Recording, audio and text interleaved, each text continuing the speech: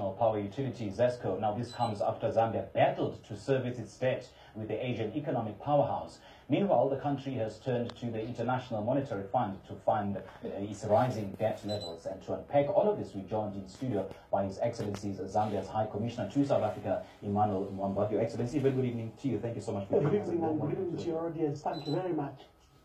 Perhaps the big issue is that China is set to take over power utility Zesco.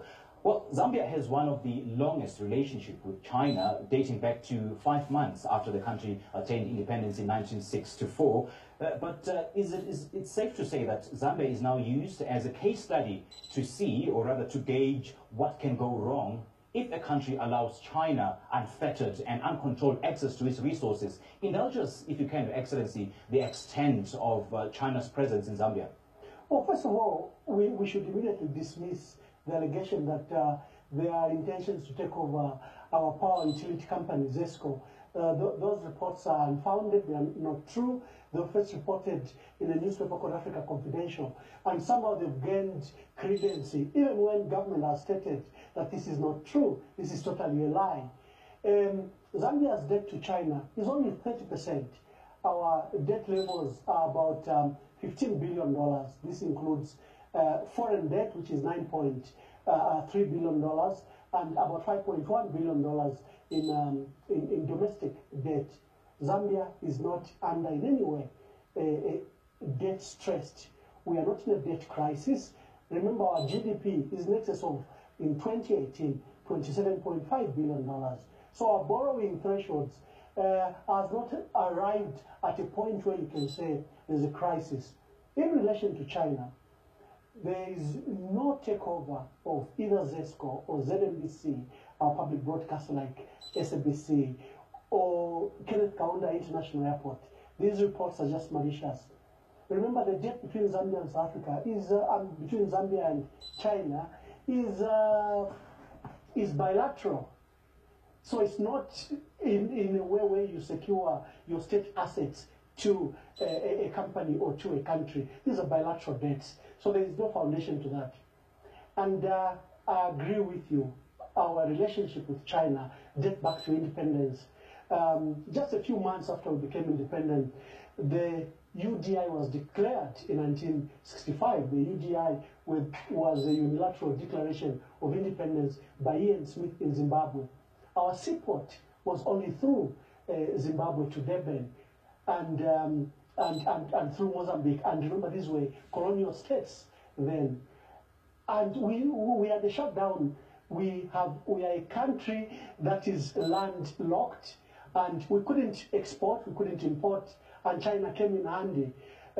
We had such a crisis that we were airlifting both copper and petroleum products to Europe through Nairobi, airlifting copper, airlifting into our country petroleum products.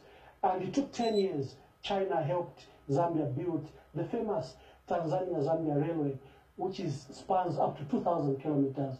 They also helped us build the pipeline, Tazama, between the two nations, Tanzania and Zambia. Again, another 2,000 kilometers. So our relationship are cordial.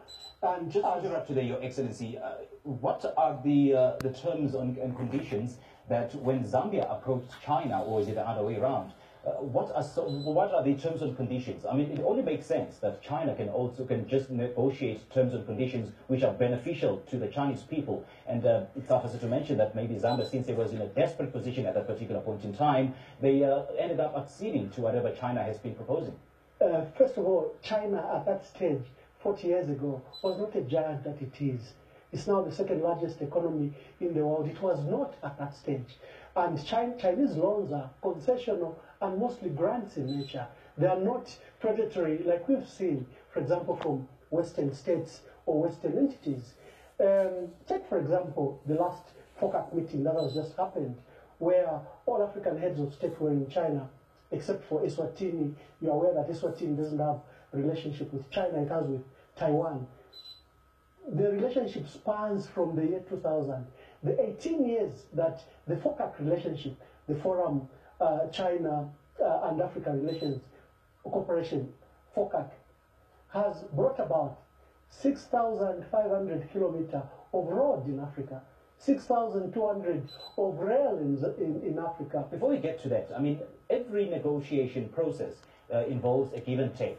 Whatever you're receiving from China, you're definitely giving out something. What is it that you gave? Let's take, what for example, you put up as collateral? the 60 billion. Let's break it down. The $60 billion that was announced at the FOCAC meeting in China. $20 billion goes to credit lines. There's no money involved. There's no dishing out of money.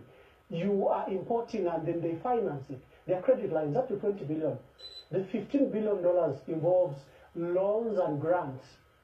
The rest and are what does just the country put up as collateral then? There's no collateral. Most of these debts are bilateral.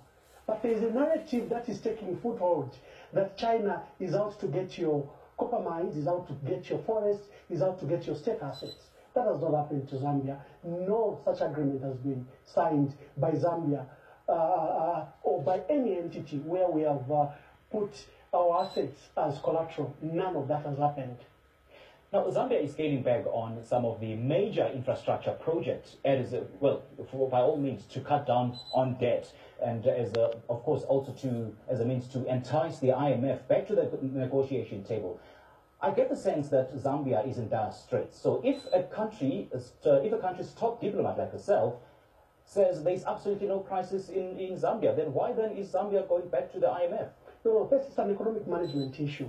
You have to align your economy, you have to ensure your inflation rate is low. The economic targets that our country has set for itself, your debt levels has to be low, your debt service should not be so high that it affects your economic and social plans for your health, education, job creation and other things. So those are economic management programs that are run by the Ministry of Finance, and they're doing it very well. Yes, we need the IMF. Yes, we have a Eurobond, about 3 Eurobonds, totaling about $3 billion. The IMF is the last resort. I don't think that the IMF really even does give as huge loans as people are putting it across. But they are a necessary entity for your fiscal management of your economy. And they are working with us, and they're working with us very well. There were concerns about our debt relations with China. Our Minister of Finance has put out all our debt out there. She has put out a strategy to manage our debt, and she has demonstrated that we are not... Zambia is now running back to the IMF in order to get a loan to salvage itself from this situation that it's found itself in. We need China, we need the IMF, we need South Africa, we need everyone. We are a global world. It's not one against the other. The issue to pit one against the other, that is either the IMF or China, that narrative is, I think, based on false foundation. You need all. You are a global community. We will trade with the EU, with South Africa. We will work with the IMF. We will work with China. Your Excellency, the Zambian Eurobonds have performed the worst this year, the absolute worst. And the government is now battling to convince some of the investors that it can able to control its debt. I mean, some of the investors have even suggested that you're even struggling to contain the debt that has ballooned to about $9.3 billion US. Now, you're telling me that Zambia is not in a crisis? No, it's not in a debt crisis for a very simple reason. The due debt for the first Eurobond is 4 years away from now. There are measures that government has done. Control public expenditure, put up a sinking fund. There are many measures that our government has done to ensure that when the due date comes, 4 years from now, it's not due now. Government has never defaulted any single loan. This government has never defaulted, let any loan lie outstanding. Our debt services level are normal and we are paying. However, it's this aggressive, negative, false news, for example, that has what we're discussing, that Zesco now has been handed over to the Chinese. The information is not true. An investor will panic. An investor will make decisions on information that is false.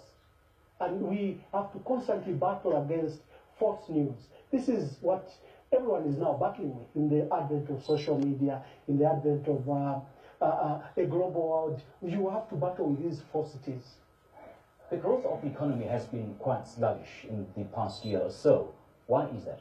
Well, we're a commodity country. Remember, we are we are mineral based. We export copper mainly, and it was affected. The price of copper was a bit low in the last 2-3 years, but you've seen it's now improved. It's over $6,800, and our economic growth prospects have now gone up from 3.1 to now about 4%. That's a growth rate that we are projecting for the year 2018.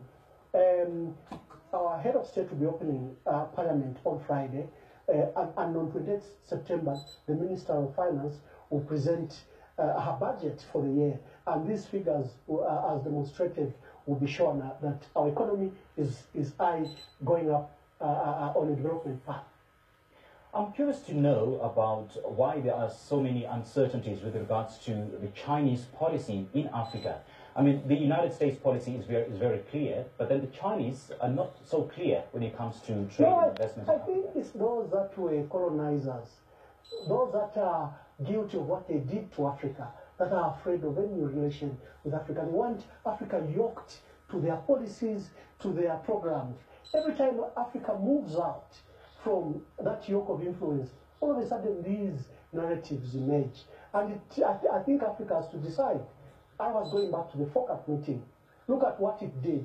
It says we have to align each country's individual programs to their program. The United Nations Sustainable Development Goals have to be aligned to the FOCAP program. The AU program for 2063 have to be aligned to the Chinese program. They are not doing anything. They are not imposing anything on Africa, on Zambia. They come with your programs and fit in your programs. It was not like that in the past. The colonizers were brutal. They got our land without authority. They sent us, displaced us, dispossessed us. So their fears could be what they are guilty of, what they did. For us, we are very clear. Our government is very clear on what it intends to achieve from all relations, whether it's the IMF, whether it's Chinese, or whether it's Europe, whether it's South Africa. Our focus is very clear. We know what we want as a country, and we've set our own program. And the international programs fit into our programs, into the regional programs of SADC, of the AU, and of the United Nations. When China renders aid in the form of infrastructure development, it does not give Zambia all the rights to implement that particular project. It comes with its own material, it comes with its own machinery, it comes with its own skilled labor force. Does that not worry you? It does worry everyone. It's been the narrative of all development aid. Every time they give you a loan to build a dam, they come with EU experts, and the EU experts come at your offices. It's similar. They are national interest to promote, and they want to ensure that they are protected in what they are doing. But then I'm not concerned that it bears the hallmarks of a neo-colonialism. No, let me give you an example of what Zambia has done.